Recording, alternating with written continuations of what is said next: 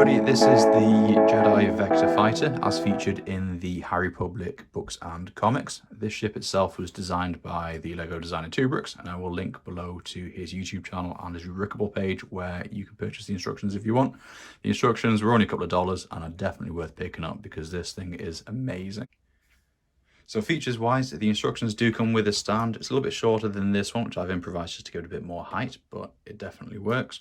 The wings fold up, okay, as seen in the comics, and there is landing gear.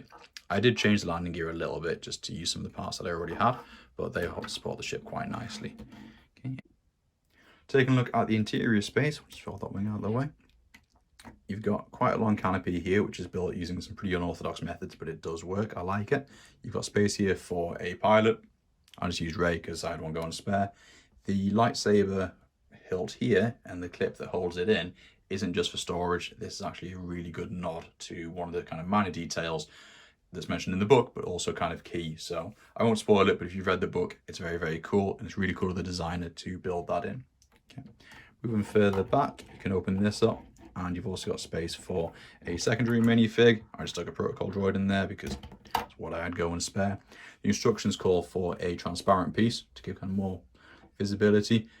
The only ones I had were sort of bright blue, so I thought I'm going to go with white just to keep it looking nice and uniform across. But if you build it yourself, I'd definitely recommend finding or buying a transparent piece that's sort of the same color as this.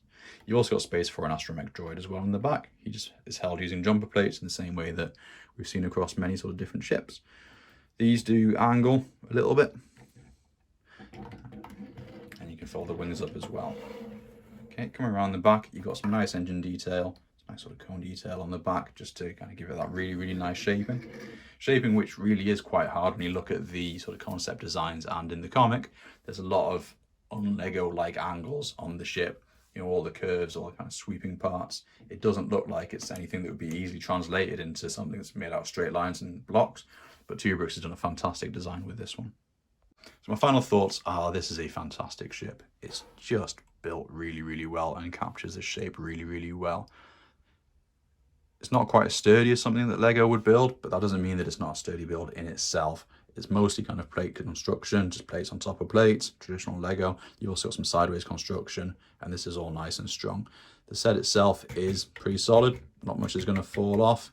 Again, it does come with a sort of more substantial lower stand. Mine's a little bit loose, but other than that, you know, you can swoosh this around. It's not going to break. And even if you don't want to swoosh it around, more importantly, it just looks amazing on the shelf. I'm just going to spin it around for a little bit just so you guys can get all the angles.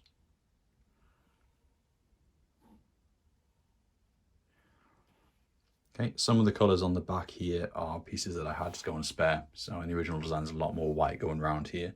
I had some grey because I thought I've got some going spare and it fits in quite nicely.